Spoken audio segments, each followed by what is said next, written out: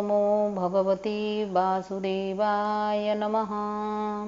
ओम गुरुब्रह्मा गुरुविष्णु गुरुदेव महेश्वर गुरु साक्षात परम ब्रह्म तस्मै श्री गुरुवे नमः। आज्ञा नमस्कार। आज आम श्रीमद् भागवत पुराणर तृतीय स्कंधर त्रयोत्रिंश अध्याय आरंभ करवा। अध्यायटीर नाम है देवहूतिंकर तत्वज्ञान लाभ और मोक्ष पद प्राप्ति। मुनिवर मैत्रेय कहले, हे विदुर, श्री कपिल भगवानଙ୍କର ମୁଖରୁ ଏହି ଉପଦେଶ ଶୁଣି କର୍ଦବଙ୍କର ପ୍ରିୟା ପତ୍ନୀ ତଥା କପିଳଙ୍କର ମାତା ଦେବହୂତିଙ୍କର ମୋହ ନଷ୍ଟ ହୋଇଗଲା ଏବଂ ସେ ତତ୍ତ୍ୱ ପ୍ରତିପାଦକ ସଂଖ୍ୟା ଜ୍ଞାନର ଆଧାର ଭୂମି ଭଗବାନ କପିଳଙ୍କୁ ପ୍ରଣାମ କରି ସ୍ତୁତି କଲେ। ଦେବହୂତି କହିଲେ, ପ୍ରଭୁ, ଆପଣ ହିଁ ହେଉଛନ୍ତି ଜଳ ଭିତରେ ଶୟନ କରିଥିବା ଶେଷସାୟୀ ଭଗବାନ ନାରାୟଣ। ଆପଣଙ୍କର ଶ୍ରୀ ବିଗ୍ରହ ହିଁ ଭୂତ, ଇନ୍ଦ୍ରିୟ, ବିଷୟ ଓ ମନର ଆଧାର। ଆପଣଙ୍କର ଠାରୁ ହିଁ ଗୁଣର ପରମ୍ପରା ଗଢ଼ି ଆସୁଛି। ସତ୍ ଅର୍ଥାତ୍ କାର୍ଯ୍ୟ ରୂପରେ ଯେଉଁ ଜଗତ ରହିଛି ତାହାର କାରଣ ମଧ୍ୟ ଆପଣ। ଆପଣଙ୍କର ନାଭି କମଳରୁ ଉତ୍ପନ୍ନ ହୋଇଥିବା ବ୍ରହ୍ମା ସୃଷ୍ଟି ନିର୍ମାଣ ନିମନ୍ତେ ଆପଣଙ୍କୁ ହିଁ ଧ୍ୟାନ କରିଥିଲେ। ହେ ଭଗବାନ, ଆପଣ ହେଉଛନ୍ତି ସତ୍ୟ ସଂକଳ୍ପ। ଆପଣ ନିଷ୍କ୍ରିୟ ହୋଇ ମଧ୍ୟ ଗୁଣମାନଙ୍କର ପ୍ରବାହ ହେତୁ ତ୍ରିଗୁଣ ଦ୍ୱାରା ଏହି ବିଶ୍ୱରେ ସୃଷ୍ଟି ସ୍ଥିତି ଓ ସଂହାର କରିବାର ଲୀଳା କରନ୍ତି। ଆପଣ ଏକ ହୋଇ ମଧ୍ୟ ବ୍ରହ୍ମା ବିଷ୍ଣୁ ଓ ଶିବ ଏହିପରି ତ୍ରିବିଧ ରୂପ ଧରନ୍ତି। ଆପଣ ହେଉଛନ୍ତି ସମସ୍ତଙ୍କର ଆତ୍ମା, ଈଶ୍ୱର ଏବଂ ସହସ୍ର ସହସ୍ର ଅଚିନ୍ତ୍ୟ ଶକ୍ତିରେ ସମ୍ପନ୍ନ। ହେ ନାଥ, କେତେ ବଡ଼ ବିଚିତ୍ର କଥା ନୁହେଁ ଯେ ପ୍ରଳୟ କାଳ ଆସିଲେ ଯାହାଙ୍କର ଉଦରରେ ସକଳ ଜଗତ ଲୀନ ହୋଇଯାଏ ଏବଂ କଳ୍ପାନ୍ତରେ ଯେ ମାୟାମୟ ବାଳକ ରୂପରେ ଏକାକୀ ବଟବୃକ୍ଷର ପତ୍ରରେ ଶୟନ କରି ନିଜ ପାଦରେ ବୁଢ଼ା ଆଙ୍ଗୁଳିଟିକୁ ଚୁଚୁମିଥାନ୍ତି, ତାହାଙ୍କୁ ମୁଁ ଗର୍ଭରେ ଧାରଣ କରିଥିଲି। ବିଭୋ, ଆପଣ ପାପୀମାନଙ୍କୁ ଦମନ କରିବା ନିମନ୍ତେ ତଥା ନିଜର ଆତ୍ମକାରୀ ଭକ୍ତମାନଙ୍କର ଅଭ୍ୟୁଦୟ ଓ କଲ୍ୟାଣ କରିବା ନିମନ୍ତେ ସ୍ୱଇଚ୍ଛାରେ ଦେହ ଧାରଣ କରନ୍ତି। ତେଣୁ ଆପଣଙ୍କର ବରାହ ଆଦି ଅବତାର ପରି ଏହି କପିଳାବତାର ମଧ୍ୟ ମୁମୁକ୍ଷୁ ଜନଙ୍କୁ ଜ୍ଞାନମାର୍ଗ ଦେଖାଇବା ନିମନ୍ତେ ଉଦ୍ଦିଷ୍ଟ। ଭଗବାନ, ଆପଣଙ୍କର ନାମ ଶ୍ରବଣ କୀର୍ତ୍ତନ କଲେ ତଥା ଭୁଲବଶତଃ କେବେ କିପରି ଆପଣଙ୍କୁ ବନ୍ଦନା ସ୍ମରଣ କଲେ ଯଦି ଚଣ୍ଡାଳ ମଧ୍ୟ ସୋମଯଜ୍ଞ କରୁଥିବା ବ୍ରାହ୍ମଣଙ୍କର ସମାନ ପୂଜନୀୟ ହୋଇଯାଇପାରେ, ତେବେ ଆପଣଙ୍କର ଦର୍ଶନ ଲାଭ କଲେ ଯେ ମନୁଷ୍ୟ କୃତକୃତ୍ୟ ହୋଇଯିବ, ଏଇଥିରେ ସନ୍ଦେହ କ'ଣ? ଆହା, ଯେଉଁ ଚଣ୍ଡାଳର ଜିହ୍ୱାଗ୍ରହରେ ଆପଣଙ୍କର ନାମ ବିରାଜମାନ କରେ, ସେ ବି ଅତ୍ୟନ୍ତ ମହାନ ହୋଇଯାଏ। ଯେଉଁ ଶ୍ରେଷ୍ଠ ପୁରୁଷ ଆପଣଙ୍କର ନାମ ଉଚ୍ଚାରଣ କରନ୍ତି, ଜାଣନ୍ତୁ ସେତିକିରେ ତାହାଙ୍କର ତପ, ଯଜ୍ଞ, ତୀର୍ଥସ୍ନାନ, ସଦାଚାର ପାଳନ ଓ ବେଦାଧ୍ୟୟନ ସବୁ କିଛି ହୋଇଗଲା। ହେ କପିଳ ଦେବ, ଆପଣ ହେଉଛନ୍ତି ସାକ୍ଷାତ ପରଂବ୍ରହ୍ମ।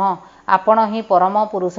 ବୃତ୍ତିମାନଙ୍କର ପ୍ରବାହକୁ ଅନ୍ତର୍ମୁଖୀ କରିଦେଇ ଅନ୍ତଃକରଣରେ ଆପଣଙ୍କୁ ହିଁ ଚିନ୍ତନ କରାଯାଏ। ଆପଣ ନିଜ ତେଜରେ ମାୟାମୟୀ ଗୁଣ ପ୍ରବାହକୁ ନଷ୍ଟ କରିଦିଅନ୍ତି ତଥା ଆପଣଙ୍କର ଉଦରରେ ହିଁ ସକଳ ଦେବତତ୍ତ୍ୱ ନିହିତ। ଏହିପରି ସାକ୍ଷାତ ବିଷ୍ଣୁ ସ୍ୱରୂପ ଆପଣଙ୍କୁ ମୁଁ ପ୍ରଣାମ କରୁଛି।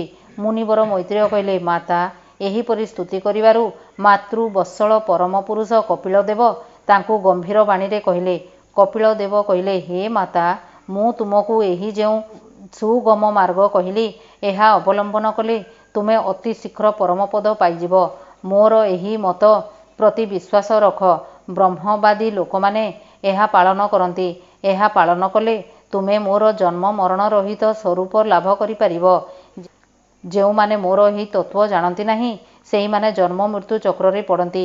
ମୁନିବର ମୈତ୍ରେୟ କହିଲେ, ଏହିପରି ଭାବରେ ଶ୍ରୀ କପିଳ ଦେବ ଶ୍ରେଷ୍ଠ ଆତ୍ମଜ୍ଞାନ ବିଷୟରେ ଉପଦେଶ ଦେଇ ନିଜର ବ୍ରହ୍ମବାଦିନୀ ଜନନୀଙ୍କ ଅନୁମତି ନେଇ ସେହିଠାରୁ ଚାଲିଗଲେ। ତାପରେ ଦେବହୂତି ମଧ୍ୟ ସରସ୍ୱତୀ ନଦୀର ମୁକୁଟ ସଦୃଶ ନିଜ ଆଶ୍ରମରେ ରହି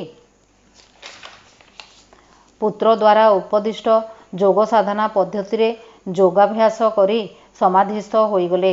ତ୍ରିକାଳ ସ୍ନାନ କରିବା ଫଳରେ ତାହାଙ୍କର କୁଞ୍ଚିତ କେଶ ପିଙ୍ଗଳ ବର୍ଣ୍ଣ ଜଟାରେ ପରିଣତ ହୋଇଗଲା ତଥା ଜୀର୍ଣ୍ଣ ବସ୍ତ୍ରରେ ଆଚ୍ଛାଦିତ ତାଙ୍କର ଶରୀର ଉଗ୍ର ତପସ୍ୟା ହେତୁ ଦୁର୍ବଳ ହୋଇଗଲା।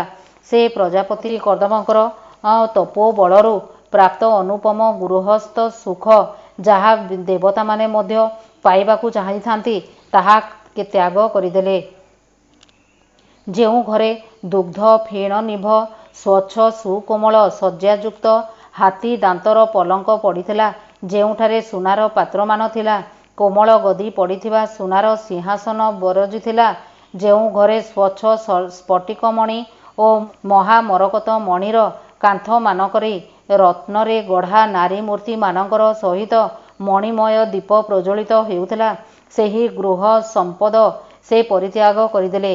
ଯେଉଁ ଗୃହୋଦ୍ୟାନ ଫୁଲଭରା ଦିବ୍ୟ ବୃକ୍ଷରେ ସୁଶୋଭିତ ହେଉଥିଲା ଓ ଯାହା ବିବିଧ ଜାତିର ପକ୍ଷୀମାନଙ୍କର କଳରବ ଓ ପ୍ରମତ୍ତ ଭ୍ରମରମାନଙ୍କର ଗୁଞ୍ଜନରେ ଗୁଞ୍ଜୟମାନ ହେଉଥିଲା, ତଥା ଯେଉଁ ଉଦ୍ୟାନରେ ପଦ୍ମଗନ୍ଧ ମହକୁଥାଏ, ଜଳାଶୟଗୁଡ଼ିକରେ ସେ କର୍ଦ୍ଦମଙ୍କର ସହିତ ତାହାଙ୍କର ଆଦର ଓ ପ୍ରେମ ଲାଭ କରି ଜଳକ୍ରୀଡ଼ା କରିବା ପାଇଁ ପ୍ରବେଶ କରୁଥିବା ଦେଖି ଗନ୍ଧର୍ବମାନେ ମଧ୍ୟ ତାହାଙ୍କର ଗୁଣଗାନ କରୁଥିଲେ ଏବଂ ଯେଉଁ ସୌଭାଗ୍ୟ ପାଇବାକୁ ଇନ୍ଦ୍ରାଣୀମାନେ ମଧ୍ୟ ଲାଳାୟିତ ଥିଲେ, ସେହି ଗୃହୋଦ୍ୟାନକୁ ମଧ୍ୟ ସେ ତ୍ୟାଗ କରିଦେଲେ। କିନ୍ତୁ ପୁତ୍ର ବିୟୋଗରେ ବ୍ୟାକୁଳ ହୋଇ ତାହାଙ୍କର ମୁଖ ଟିକିଏ ମ୍ଳାନ ହୋଇଗଲା। ପତିଙ୍କର ବନଗମନ ପରେ ପରେ ପୁତ୍ରଠାରୁ ବି ବିଚ୍ଛେଦ ଘଟିବାରୁ ସେ ଆତ୍ମଜ୍ଞାନ ସମ୍ପନ୍ନା ହୋଇ ମଧ୍ୟ ବାଛୁରୀ ହରାଇଥିବା ଗାଈ ପରି ବ୍ୟାକୁଳ ହୋଇଗଲେ। ପ୍ରିୟ ବିଦୁର, ନିଜ ପୁତ୍ର କପିଳଦେବ ରୂପୀ ଭଗବାନ ହରିଙ୍କୁ ହିଁ ଚିନ୍ତନ କରି କରି ସେ କିଛିଦିନ ଭିତରେ ସେହି ଐଶ୍ୱର୍ଯ୍ୟମୟ ଗୃହ ପ୍ରତି ନିସ୍ପୃହ ହୋଇଗଲେ। ଭଗବାନ କପିଳଦେବ ଭଗବାନଙ୍କର ଯେଉଁ ପ୍ରସନ୍ନ ମୁଖାରବିନ୍ଦ ଯୁକ୍ତ ଧ୍ୟାନଯୋଗ୍ୟ ସ୍ୱରୂପକୁ ଧ୍ୟାନ ପଦ୍ଧତି ଉପଦେଶ ଦେଇଥିଲେ, ସେହି ପ୍ରଣାଳୀରେ ସେ ଭଗବାନଙ୍କର ଗୋଟିଏ ଗୋଟିଏ ଅଙ୍ଗକୁ ଏବଂ ସମଗ୍ର ରୂପକୁ ଚିନ୍ତନ କରି ପ୍ରଭୁଙ୍କର ଧ୍ୟାନ କରିବାକୁ ଲାଗିଲେ। ଏହିପରି ଭାବରେ ପ୍ରଭୁଙ୍କର ଧ୍ୟାନରେ ମନ ଲଗାଇ ଲଗାଇ ତାହାଙ୍କର ତଦାକାରୀ ବୃତ୍ତି ହୋଇଗଲା। ଭକ୍ତିରେ ପ୍ରବଳ ପ୍ରବାହ, ପ୍ରଗାଢ଼ ବୈରାଗ୍ୟ ଓ ଯଥୋଚିତ କର୍ମ ଅନୁଷ୍ଠାନ ଦ୍ୱାରା ସେ ବ୍ରହ୍ମଜ୍ଞାନ ସମ୍ପନ୍ନା ହୋଇଗଲେ। ତାହା ଫଳରେ ତାହାଙ୍କର ଅନ୍ତଃକରଣ ସମ୍ପୂର୍ଣ୍ଣ ଶୁଦ୍ଧ ହୋଇଗଲା ଏବଂ ତାଙ୍କୁ ସର୍ବତ୍ର ଏକମାତ୍ର ପରମାତ୍ମାଙ୍କର ହିଁ ସାକ୍ଷାତକାର ହେବାକୁ ଲାଗିଲା। ମାୟାର ଗୁଣ ସବୁ ନଷ୍ଟ ହୋଇଗଲା, ଅର୍ଥାତ୍ ମାୟାର ନାମଗନ୍ଧ ରହିଲା ନାହିଁ। ତାହାଙ୍କର ବୁଦ୍ଧି ବ୍ରହ୍ମରେ ସ୍ଥିର ହୋଇଗଲା ଏବଂ ଆତ୍ମାର ଆଶ୍ରୟଭୂତ ପରମାତ୍ମାଙ୍କର ଭିତରେ ତାହାଙ୍କର ଜୀବଭାବ ଲୀନ ହୋଇଗଲା। ଏହିପରି ସକଳ ଦୁଃଖ ଦୂର ହୋଇଯାଇ ତାଙ୍କୁ ପୂର୍ଣ୍ଣ ପରମାନନ୍ଦ ପ୍ରାପ୍ତି ହୋଇଗଲା।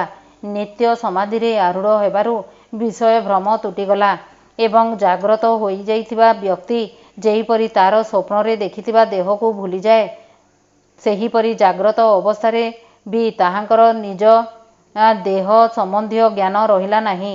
ଏହିପରି ସ୍ଥିତିରେ ତାହା ଦେହର ପୋଷଣ ଅନ୍ୟମାନଙ୍କ ଦ୍ୱାରା ହିଁ ହେଉଥିଲା।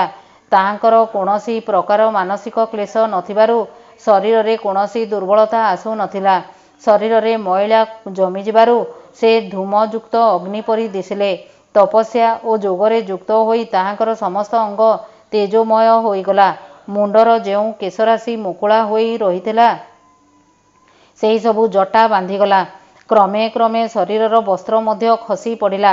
ଏକମାତ୍ର ଭଗବାନ ବାସୁଦେବଙ୍କର ଠାରେ ବୁଦ୍ଧି ନିବିଷ୍ଟ ହୋଇଯାଇଥିବାରୁ ଦେହ ବିଷୟରେ ତାଙ୍କର କୌଣସି ଚେତା ରହିଲା ନାହିଁ।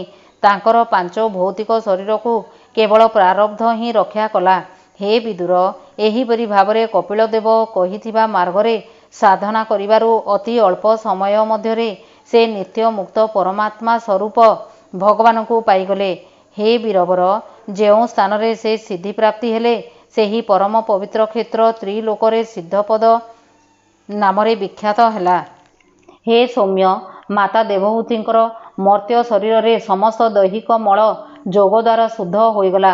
ପରିଶେଷରେ ତାହାଙ୍କର ଶରୀର ଶ୍ରେଷ୍ଠ ନଦୀ ରୂପରେ ପରିଣତ ହୋଇଗଲା। ସେହି ନଦୀ ସମସ୍ତ ପ୍ରକାର ସିଦ୍ଧି ପ୍ରଦାନ କରେ, ତେଣୁ ସିଦ୍ଧମାନେ ସେହି ନଦୀକୁ ତୀର୍ଥ ରୂପେ ସେବନ କରନ୍ତି। ମହାଯୋଗୀ କପିଳ ମଧ୍ୟ ମାତାଙ୍କର ଆଜ୍ଞା ନେଇ ପତିଙ୍କର ଆଶ୍ରମରେ ଈଶାନ କୋଣ ଅଭିମୁଖେ ଅଗ୍ରସର ହେଲେ।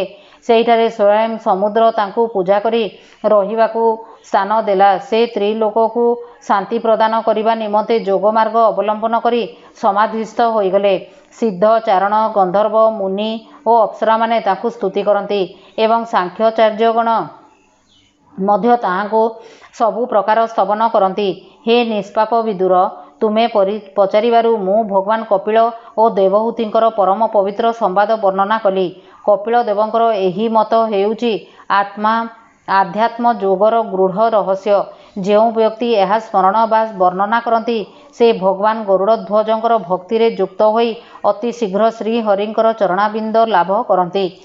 ଇତି ଶ୍ରୀମଦ୍ଭାଗବତେ ମହାପୁରାଣେ ପରମହଂସ୍ୟା ସଂହିତାଏ ତୃତୀୟ ସ୍କନ୍ଧେ ତ୍ରୟୋତ୍ରିଂଶ ଅଧ୍ୟାୟ ସମାପ୍ତ ହେଲା। ହରି ଓମ୍ ତତ୍ସତ୍।